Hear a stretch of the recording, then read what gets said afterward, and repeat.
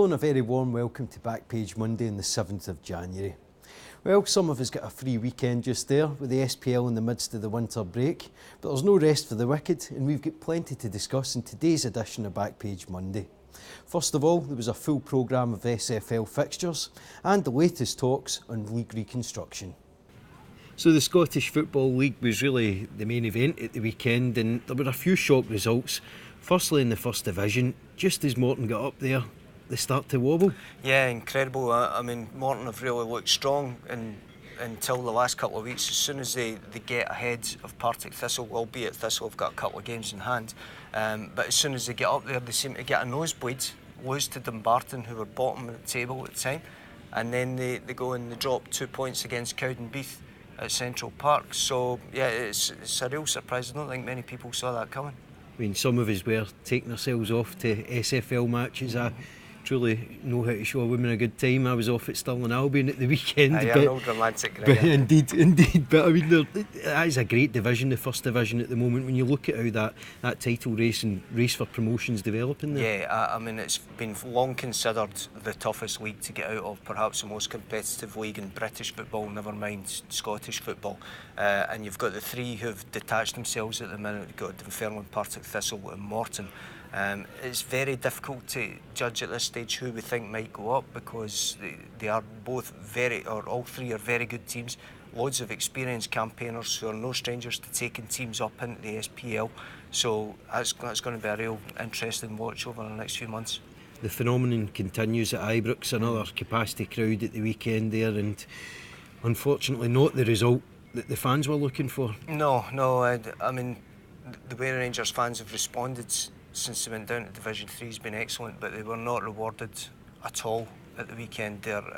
Rangers appeared to play like a team who just seemed to think that they're cruising to this title now. And yes, certainly the recent results and the league that they've now, the lead that they've now built up in the league would suggest that, but they can't start believing their own press. Otherwise, they'll start getting the shock results what they did at the start of the year when they struggled to develop, to adjust to Division 3.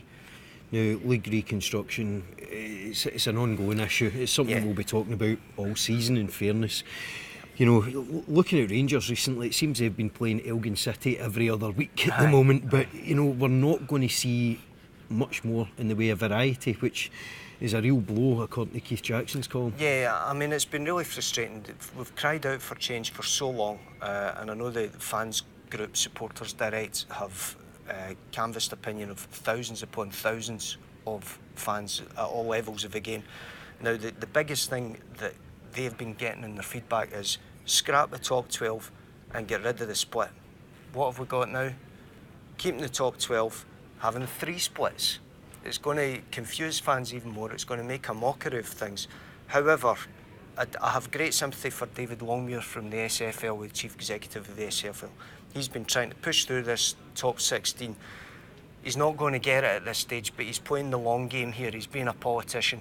What he is getting from this agreement are the things that he needs to make the changes later on. One governing body, a fairer distribution of wealth among the clubs, which is going to increase the power of more clubs around, and that'll probably let him put through his changes later on. And crucially, he's also getting the playoff system that's going to generate a lot of interest. So it's disappointing for fans at this stage, but I think the longer term good will be shown.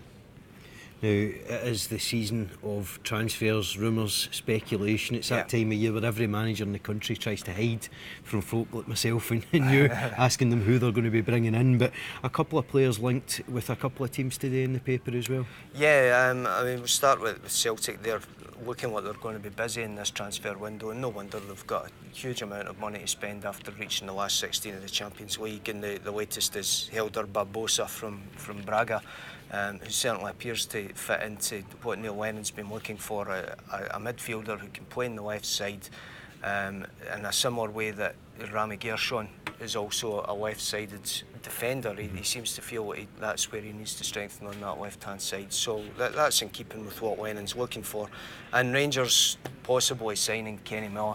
I mean, yeah, he's an experienced defender. He's an experienced striker. Sorry, he's done so well for Rangers in the past. However, is this what we want to see at Rangers. They're supposed to be building for the future. They're supposed to be rebuilding.